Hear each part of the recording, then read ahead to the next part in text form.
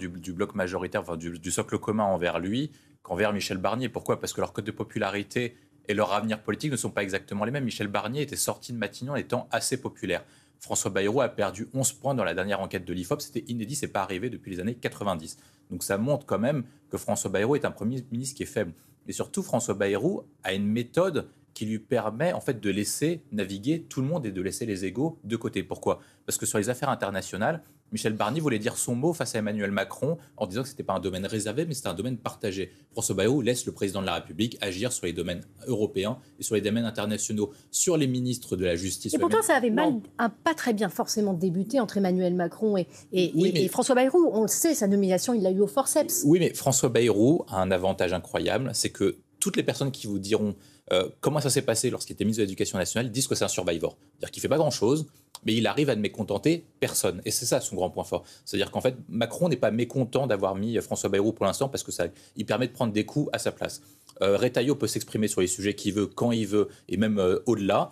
Gérald Darmanin peut aller au-delà des sujets du ministère de la Justice pour s'exprimer sur quasiment sur tous les sujets, même sur les sujets de l'intérieur, voire sur les sujets économiques, voire même sur les sujets d'affaires étrangères. Donc en fait, les ministres sont libres et tous les ministres qui ont un peu d'ambition sont contents de travailler avec quelqu'un comme François Bayrou parce qu'il leur fait pas de ronde d'une point et surtout il a assez de liberté pour faire à peu près ce qu'ils veulent. Après, il a un autre avantage, François Bayrou, c'est que certes, il a des prétentions pour 2027, mais ses cotes d'intention de vote sont tellement faibles et tellement basses que personne ne prend pour un adversaire sérieux, que ce soit Wauquiez, Attal, Retailleau ou Édouard Philippe. Aucun d'entre eux n'a des cotes d'intention de vote en dehors de vos... Plus longtemps.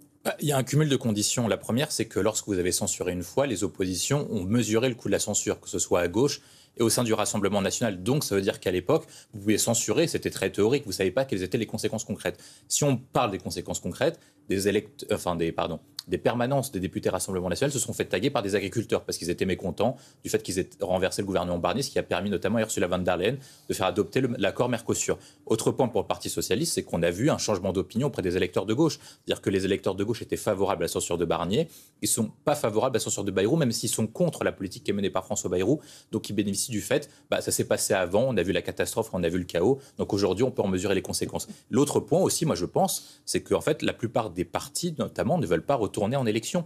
Si Bayrou tombe, forcément, il y aura des conséquences politiques. Macron nommera quelqu'un qui chauffera la place jusqu'au 8 juillet prochain, date à laquelle il pourra dissoudre de nouveau. Donc, c'est-à-dire que les partis qui auront censuré le gouvernement provoqueront une dissolution. Est-ce que le Parti socialiste veut partir à l'élection législative avant les élections municipales, alors qu'ils sont déjà en situation compliquée, notamment dans les grandes villes, à Paris, etc.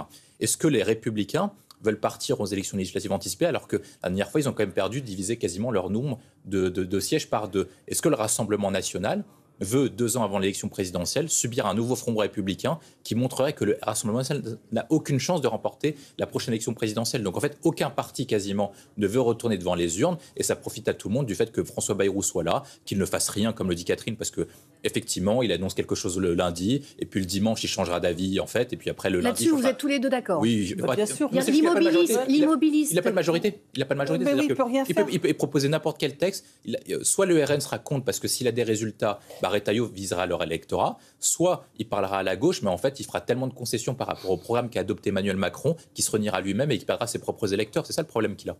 Mais alors, il joue la montre. Oui, absolument. C'est le meilleur moment. En fait, on voit quand même que les seules actions que Bayrou peut mener, il a 2 actions possibles. Soit il fait un accord avec le Parti socialiste en faisant plus de social éventuellement, mais le revirement sur le conclave des retraites montre que c'est quasiment pas possible. En fait, il se servait juste du Parti socialiste. La menace de la censure revient d'ailleurs du côté du Parti socialiste. On l'entend avec le seul accord qui est possible, c'est sur les questions économiques et sociales avec le Parti socialiste. Et on voit que de l'autre côté, en fait, ce que fait Bayrou, c'est simple. Il prend des ministres qui sont plutôt classés à gauche sur les questions économiques, environnementales et sociales. Par contre, il prend des ministres à droite sur les questions régaliennes, de justice et de sécurité. Donc, les 2 seuls accords qu'il peut faire, c'est soit avec le Parti socialiste sur l'économique et sociale, mais avec le financement de l'économie de guerre, etc., plus les positions de Macron, il ne peut pas le faire. Donc les seules choses qu'il fera, c'est la loi narcotrafic qu'il a présentée avec Bruno Retailleau, c'est les lois éventuellement sur la justice, pour augmenter le nombre de places de prison, etc. Et ensuite, après, des mesures éventuelles pour durcir la politique migratoire ou pour durcir les peines en bénéficiant d'une abstention positive ou du vote favorable du Rassemblement national. En fait, sa seule possibilité est là. C'est pour ça qu'il laisse parler Retailleau et qu'il laisse parler Gérald Darmanin. C'est qu'en fait, il prépare l'opinion à ces thèmes-là pour qu'ensuite le Rassemblement national soit obligé de se positionner pour ou contre. Or, le Rassemblement national ne peut pas s'exprimer contre des mesures plus dures sur les lois migratoires. Il ne peut pas s'exprimer plus dur sur des lois plus dures sur la sécurité. Il ne peut pas s'exprimer de façon plus dure sur le narcotrafic, etc. Donc en fait, il laisse Retailleau parler, il laisse Darmanin parler, il prépare l'Assemblée, il prépare l'opinion, et ensuite après il espère que le Rassemblement national ne vote pas la censure ou ne vote pas contre. Le Premier ministre est arrivé avec une image qui était une image de... pendant plusieurs jours sur ce terme. Oui, mais il y a un sujet sur François Bayrou, ça veut dire que Catherine a raison, le bloc central a été élu pour faire opposition au Rassemblement national. Mais, c'est là où il y a un problème, c'est qu'en fait, sur ces sujets-là, les 2/3 des Français sont d'accord avec François Bayrou. Et François Bayrou ne peut pas complètement gouverner contre l'opinion. Ils l'ont déjà fait sur la question des retraites, ce qui a conduit notamment à la situation dans laquelle on est actuellement. Lorsque vous regardez les différents sujets, les différents sondages portés sur les sujets migratoires, 2/3 des Français, vous êtes pour ou contre, mais c'est comme ça, disent il y a trop d'étrangers en France. 2/3 des Français disent il faut davantage contrôler les frontières. 2/3 des Français disent il faut davantage reprendre le contrôle de la politique migratoire. Pourquoi ? Parce qu'en fait, les Français considèrent non pas en fait, qu'il faut se laisser imposer une immigration, mais qu'il faut choisir l'immigration. Lorsque vous regardez les sondages précisément, lorsque vous demandez aux Français est-ce qu'il faut laisser le droit d'asile, notamment pour les réfugiés de guerre comme en Ukraine ? Oui. Par contre, des gens qui viennent, qui ne s'accommodent pas et qui ne s'installent pas et qui ne s'assimilent pas aux valeurs françaises n'ont pas vocation à retourner sur le territoire. Par exemple, les femmes qui font du sport. Est-ce que, par exemple, les femmes qui font du sport, est-ce qu'elles ne s'accommodent pas ? Non, mais pardon. Oui, non, mais je veux dire, là, vous racontez des salades. Excusez-moi, mais vous dites des choses qui n'ont aucun sens. Donc, ils veulent reprendre le contrôle de la politique migratoire, ils ne veulent pas se laisser imposer une immigration. Donc, quand François Bayrou dit ça, c'est qu'en fait, il vise tactiquement une abstention positive du Rassemblement national. Parce qu'en reprenant une partie du constat du Rassemblement national, il va être difficile pour les députés du Rassemblement national d'expliquer pourquoi est-ce qu'ils vont censurer Bayrou, alors que leurs propres électeurs vont leur dire « Mais regardez, François Bayrou analyse comme vous la situation, pourquoi est-ce que vous le censurez alors qu'il agisse comme vous ?»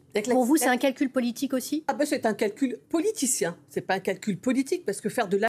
Mais François Bayrou, même sa communication au-delà de Betaram, est quand même assez désastreuse sur plusieurs plans. Il commet des imprécisions lorsqu'il débarque à Matignon en disant préférer aller à la mairie de Pau plutôt que se rendre à Mayotte. Ensuite, après, vous pouvez voir qu'à plusieurs moments, il commet des bourdes sur le conclave, sur les retraites et à tout le monde subversion migratoire. Il y a plein de moments où François Bayrou ne communique pas normalement. Premier point, c'est parce qu'en fait, apparemment, ce qu'on dit dans les services de Matignon, c'est qu'il n'a pas de directeur de communication. Il n'en veut pas. Il n'en veut pas parce qu'il considère qu'il vaut mieux parler librement. En fait, ça lui donne une preuve d'authenticité. Donc, vous avez un revers, c'est que vous pouvez commettre des erreurs dans la mesure où c'est moins bien préparé. Et surtout, maintenant, Matignon ne relie plus les interviews des ministres, qui était habituellement le cas, pour essayer de valider les prises de position.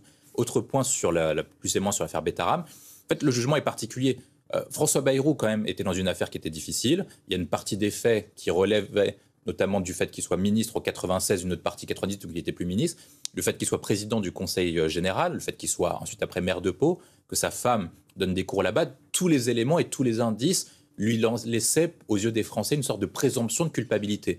Et moi, je trouve que le fait qu'il ait réussi à s'en sortir montre qu'il a quand même une certaine habileté politique en mettant en place une commission d'investigation, etc., qui lui permet de gagner du temps et surtout de rester en place alors que la situation politique pouvait lui conduire à une démission, voire à une censure. Oui, parce qu'effectivement, aujourd'hui, on en est les envisager les 100 prochains jours de François Bayrou. François Bayrou doit essayer quand même d'avoir quelques actions pour montrer que son passage à Matignon a servi à quelque chose.